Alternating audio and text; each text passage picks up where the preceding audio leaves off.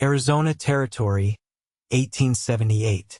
The sun was just lifting over the jagged hills outside of Bisbee when Everett Palmer was dragged by the wrist out of her sister's house, barefoot, and accused of the one thing she had never done. She ran off. Again, spit Sheriff Danner, his hand clamped around Everett's thin arm as he hauled her across the dusty road. Left the baby in a basket and vanished into the night. Towns decided you'll take the punishment this time. Everett winced as gravel bit into her feet. That's not my child. She's blood. That's all that counts here. The child, barely 5 months old, had been left on Everett's doorstep sometime during the night. The same way her sister, Mara, had left 2 other children behind in 2 other towns. Only this time it was Everett's name folks remembered, not Mara's. And no one in Bisbee seemed to care about the difference. I have done nothing wrong, Everett said, her voice low, steady. Her dress was wrinkled from sleeping on the floor. She had not even had time to pin her hair up. You sheltered her, the sheriff snapped. You knew what she was. They dumped her in the jailhouse under the claim of moral corruption. Though no charges were read, the baby wailed in the corner in a rickety cradle someone had brought from the church. Everett sat on the cot, hands in her lap, staring at the wall. Her sister had vanished, again. And this time Everett was going to pay for it. 3 days passed. On the 4th morning, the door creaked open, and the scent of horse sweat and sun-baked leather filled the room.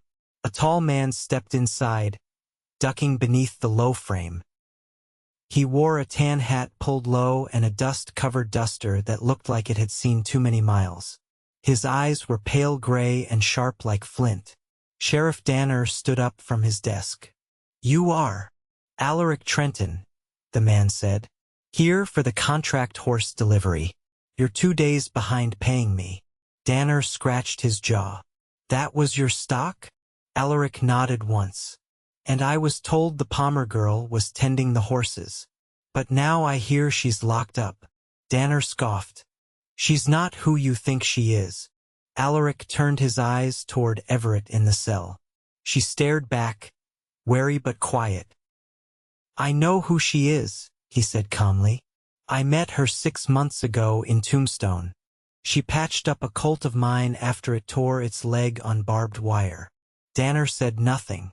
I came through town to collect my pay, Alaric continued. Not to see a good woman thrown in jail for someone else's sins. Danner leaned forward. She's family to that girl.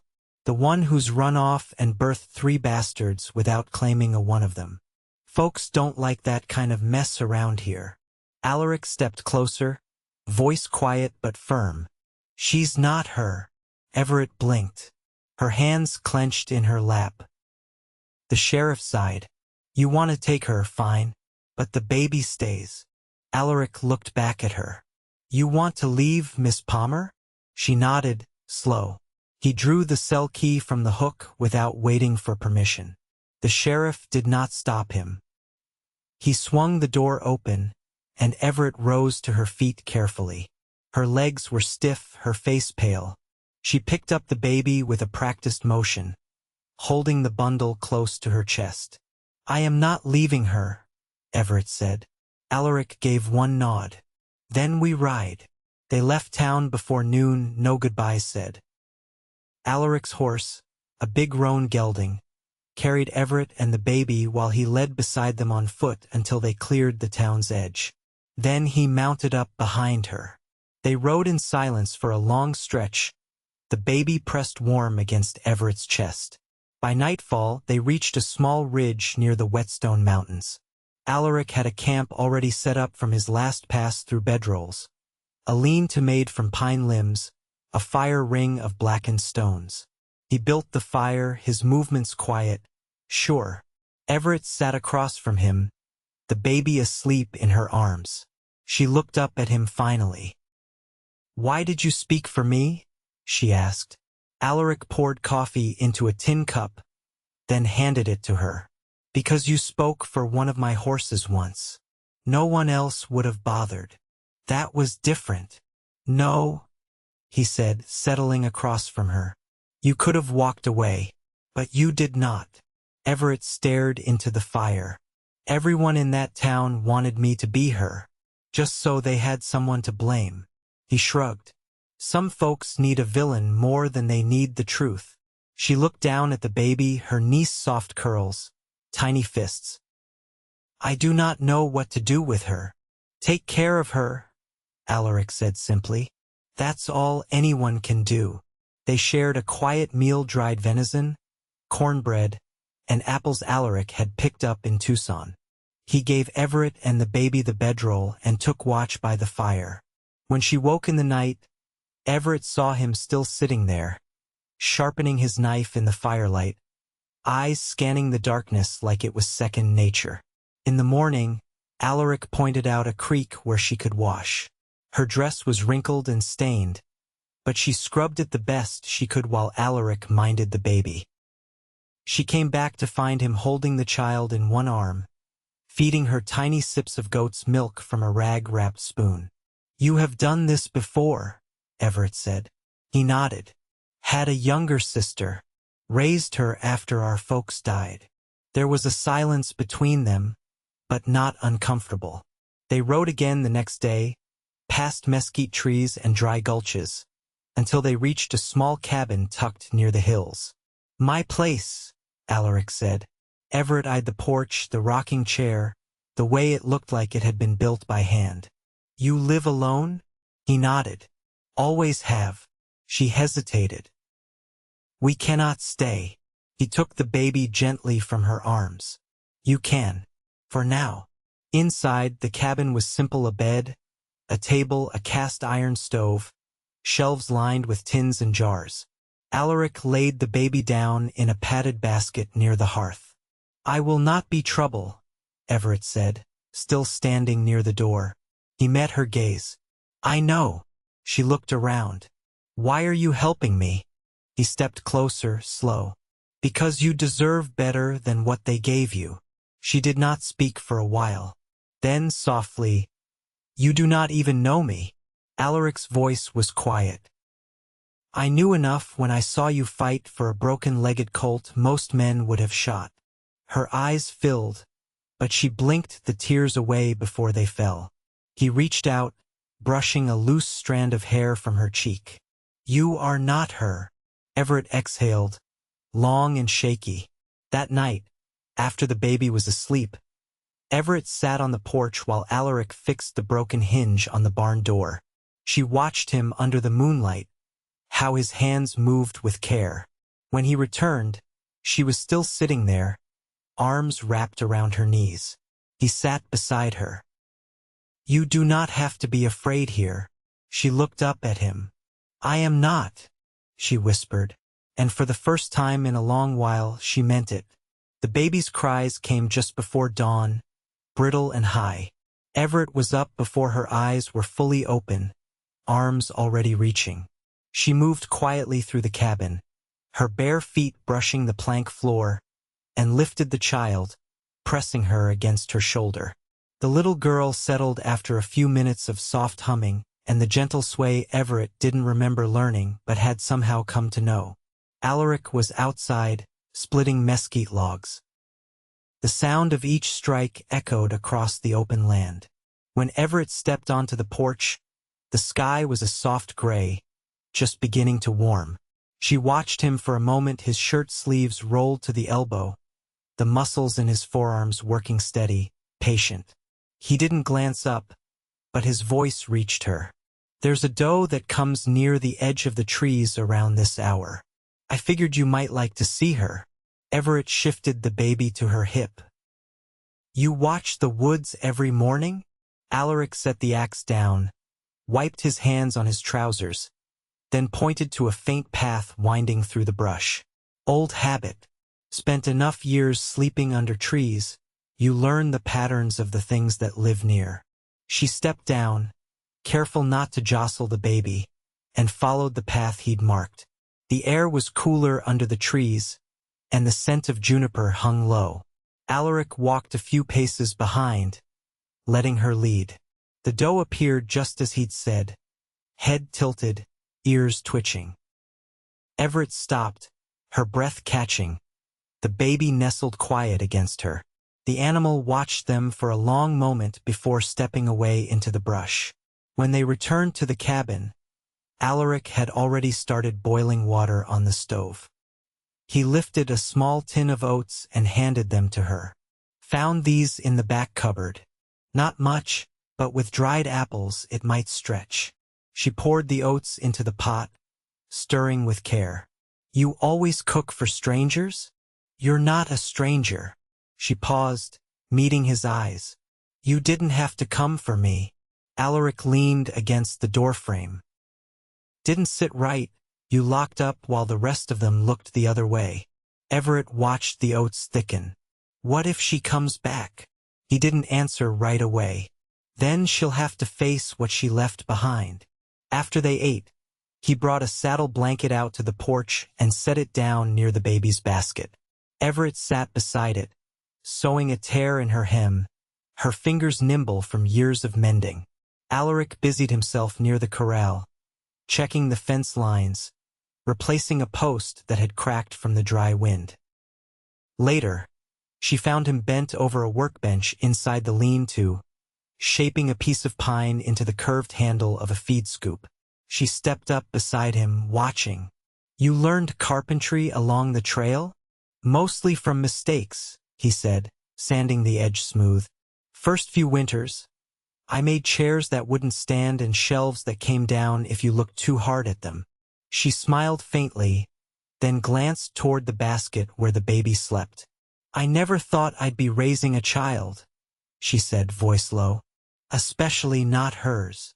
You still could leave, he said, not unkindly. She's got no one else, Everett whispered, and I couldn't live with myself knowing I turned away. Alaric set the scoop down. You ever think of where you might go next? She shook her head. I had a room once in Phoenix. Clean work. Sewing mostly. But I gave it up when Mara wrote and said she was with child again. Alaric looked at her, his brow furrowing. And she never stayed. No, Everett said. Not once. He picked up the scoop again, but his hands were still. You're welcome here as long as you want it. She met his eyes, something unspoken passing between them. By the time the sun dipped low, Everett had washed the baby's blanket and hung it on the line.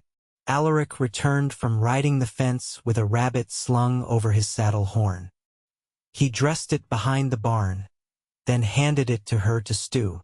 They ate by lantern light, the baby nestled between them in her basket. Afterward, Everett leaned back in the chair near the hearth, her eyes heavy. You sure it's all right? She murmured. Alaric stood at the window watching the dark. This house has been quiet too long. She didn't reply, but her gaze lingered on him longer than before. When he turned, her eyes were closed, one hand on the baby's chest, her breathing soft and deep. Alaric crossed the room and laid a second quilt over her legs, then settled in the rocker across from them. The cabin held the hush of belonging, and outside, the wind passed through the mesquite without hurry. By the end of the second week, the child had learned to reach for Everett's braid with tiny fingers, and Everett had learned the cadence of Alaric's footsteps across the porch boards. The days moved slow, but full chores divided without needing to be spoken aloud. Silences that didn't stretch uncomfortably but settled in like breath. That morning, Alaric returned from a short ride with a flour sack slung behind his saddle and a colt trailing him, skittish and narrow-hipped. Everett stepped out with the baby on her hip and shaded her eyes. Where'd he come from? She asked, nodding toward the colt. Traded with a shepherd south of the Dragoon Hills. Too young for riding, but I figured he'd settle with time. She watched the animal pace the corral. He doesn't trust you. Alaric tugged off his gloves. Didn't expect him to. He's been tied too tight, too long. Everett didn't answer, but her eyes lingered on the colt as he turned, ears flicking. Inside, she laid the baby down on a folded quilt near the hearth and began kneading dough. her sleeves rolled and dusting of flour across her forearms. Alaric hung his hat on its nail and leaned against the doorframe. "You ever think about sending word to the girl's father?" he asked. Everett's hands paused. "I don't know his name." Alaric didn't press. "I asked Mara once," she said. She laughed and said it didn't matter, that none of them stayed long enough to remember. He nodded, quiet. "I used to think she was just wild-hearted," Everett said. "But now I wonder if she was just afraid, of folding into one place, of being seen without the shine." Alaric crossed to the woodbox and added another log to the fire. "Some folks run because they think if they stand still, the whole world will pass them by." She turned back to the dough. "I never ran. And still, everything passed me." Later, while the bread baked, Everett sat on the porch trimming the seams of a small cotton dress she'd started from scraps. The baby dozed in a woven basket beside her, and Alaric was oiling the saddle leather beneath the awning. "You ever think about going back where you came from?" she asked. He looked up. "There's nothing waiting behind me. Just fence lines that don't hold anymore and a gravestone sunk too low to read." She didn't prod further. "I stayed in one place once," he said after a moment. "Thought I'd make a life there. Built a pen, kept 2 goats, even carved a cradle." Everett glanced over, startled. "She was a seamstress," he said. "Had a laugh that made you feel like you'd done something clever, even when you hadn't. What happened?" "Fevers came through. Took her and the child before the first frost." Everett's throat tightened. "You never remarried?" He shook his head. "Didn't see the point in trying to replace something that never could be." She looked down at the dress in her lap, her stitches suddenly unsure. "But," he said, "I've come to think maybe life isn't about replacing what's gone. Maybe it's about giving room to what's here now." She met his gaze. There was nothing showy in his words, just a quiet truth that settled between them like dusk. That night, the wind stirred harder than usual, pushing through the shutters and rattling the eaves. Everett rose from the bedroll she kept near the fire and tucked the blanket tighter around the baby. Alaric stood near the door, watching the dark. "I'll check the roofline," he said. "I'll come with you." They moved together, lantern light spilling onto the porch. Alaric climbed the ladder to the low slope above the window, his boots steady on the rungs. Everett held the lantern aloft, shielding the flame with her hand. He crouched, inspected the seam where the shingles met the edge, then called down, "Just a loose board. I'll nail it." She waited until the hammering stopped, then said, "You're not the kind of man I thought would live alone." He came down, slow, the hammer tucked into his belt. "What kind of man did you think I was?" "The kind who doesn't belong to any place longer than a season." He stepped onto the porch beside her, eyes catching the flicker of the flame. "I used to be." She looked down. "And now, I've started to wonder what it would feel like to belong to something again." The wind calmed a little. She didn't speak, but her hand moved slightly, brushing his sleeve. Quiet touch, deliberate. Alaric didn't move away. Inside, the baby shifted in her sleep, one hand flung above her head. Everett turned, stepped back through the doorway, and he followed. They didn't speak more that night, but when she lay on the bedroll, she left a space beside her, and when he settled there, close but not touching, neither of them closed their eyes for a long while. Outside, the wind passed over the land without hurry, and for the first time the cabin felt like more than shelter, it felt like the beginning of something that might hold. By the 3rd week, the days had lengthened.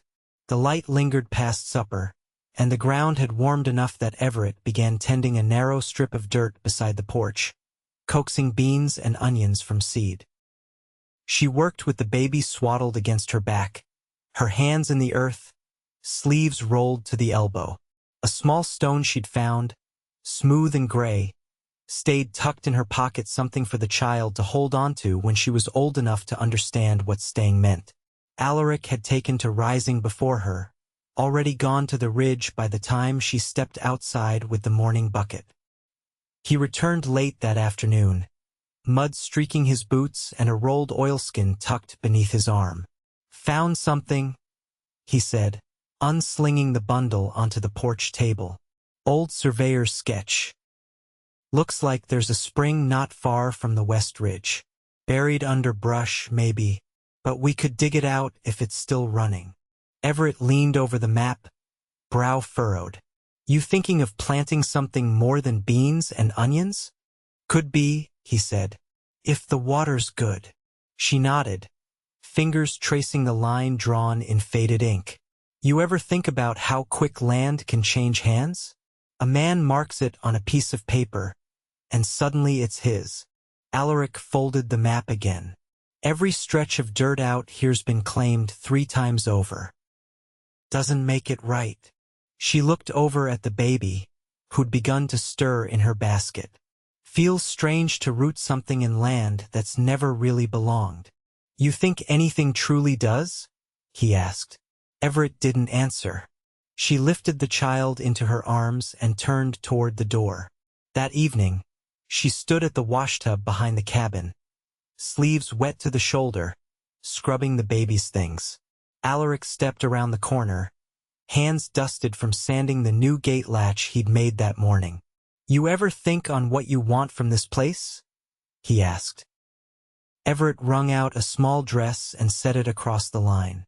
"For now, it's enough to wake without fear." He nodded, his eyes following the sway of the garments in the warm breeze. She looked over. "And you? What do you want?" Alaric leaned against the post. "I want something that doesn't vanish when the wind shifts." "You think that's found in land?" "No," he said. "I think it's found in the people who stay." She said nothing, but her hands stilled in the water. By the time the sun dipped low, Everett had tucked the baby into the cradle Alaric had carved from juniper. She ran her hand over its edge, the grains smoothed like river stones. She stepped back out to the porch. Alaric sat on the bench, sharpening a drawknife, the sound soft and rhythmic. "I'd like to name her," Everett said quietly. He looked up. "She's got no name. Mara never left one. I keep calling her Little One, but she deserves better than that." Alaric nodded once. "What name do you have in mind?" "Clara," she said. "It was our mother's." He set the knife aside. "Then Clara it is." The name caught in the air like a promise. Everett sat beside him. "There's a woman in town, Mrs. Vane. She was kind to me once. I was thinking, she might take some sewing in trade for milk or eggs, maybe even cloth." "You want to go back to Bisbee?" he asked. "Only long enough to make things right for Clara." He didn't speak for a long moment. Then, "If you go, I'll ride with you. I don't want you getting tangled in their notions again." "I don't care about their notions," he said. "I care about yours." She turned to him, her face unreadable in the half-light. "You really mean to stay? I built this place for a life that never came. But I'd rather live in it with you than wait for something that never will." Everett's breath caught. She looked out toward the hills, where the shadows stretched long and the sky burned low. "I've never been asked," she said. "Only taken in out of obligation or guilt. I'm not asking out of either." She looked at him, long and steady. "Then ask me." His voice was quiet. "Stay. Not just tonight. Not just until it feels safe. Stay because it's yours now, too." She reached for his hand, fingers threading into his. "I will." Inside, Clara shifted in her sleep, and the wind passed soft through the open window. The fire burned low, and for the first time, Everett let herself believe there was something whole waiting in the quiet. They left for Bisbee before first light, with Clara nestled in a sling Everett had stitched from one of Alaric's worn shirts. The mare carried them steady through the cool hush of morning, her hooves muffled in the soft dust. Alaric led on foot, reins in hand, his rifle strapped across his back not for show, but in case someone decided to remember their bitterness too well. Everett rode silent, her eyes fixed on the road ahead. The rhythm of the mare beneath her steadied her nerves more than any words could have. Clara slept sound, her small cheek pressed against Everett's collarbone. When they reached the edge of town, the streets were near empty, only a few shopkeepers sweeping their stoops and a boy leading a milk cow down the lane. Everett dismounted slow, one hand on Clara's back, the other tightening the shawl around her shoulders. Alaric walked beside her, saying nothing, letting his presence speak for what he would not allow. They went first to Mrs. Vane's house, just beyond the square. A low, weathered building with a blue door and broad porch sagging in the middle. Everett knocked twice. When the woman opened it, her eyes flicked from Everett's face to the child in her arms, then to the man at her side. "Well," she said, stepping back, "I suppose it's about time you came to collect what's yours." "I didn't come for trouble," Everett said, "only to settle what's left." Mrs. Vane nodded, folding her arms. "There's milk in the cellar. A bolt of muslin I never took to, if you've use for it." "I'd trade you sewing," Everett offered. "2 dresses or a set of linens." Mrs. Vane studied her a moment longer, then gave a single nod. "Bring your needle tomorrow. I'll have the cloth waiting."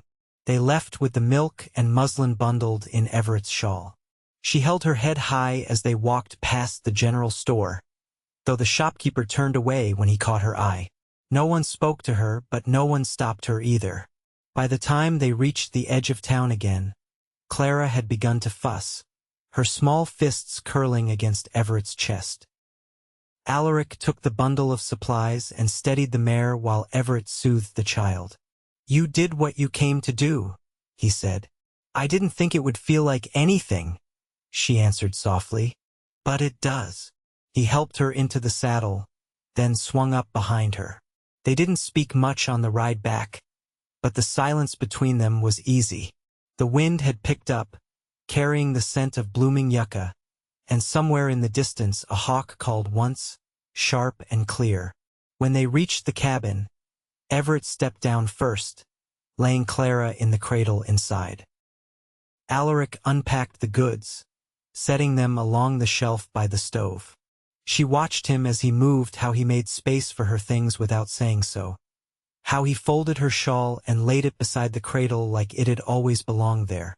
That evening, Everett sat at the table, her needle moving through the muslin, shaping it into a proper gown for Clara. Alaric carved a new drawer pull for the cupboard, the wood curling in soft ribbons at his feet. The firelight caught the edge of his jaw, and there was something in the way he watched her, not bold, but certain. "You've made room for us," Everett said, not looking up from her stitching. He set the knife down. "You filled it." She laid the dress aside and stood. "I want to stay, not because I have nowhere else, but because there's nowhere else I'd rather be." He rose, his boots quiet on the floorboards. "Then stay." She stepped into him slow, her hands finding the line of his shoulders. He kissed her like the world wasn't watching, like he didn't care if it was. And when she pulled back, her forehead against his, she smiled for the first time in a long while. They married 3 weeks later, with Mrs. Vane standing witness and Clara cradled in Everett's arms.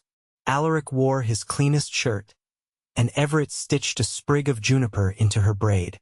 There was no preacher, only a quiet promise spoken beneath the cottonwood tree behind the cabin, where the soil had grown soft from the spring Alaric had dug out with his own hands.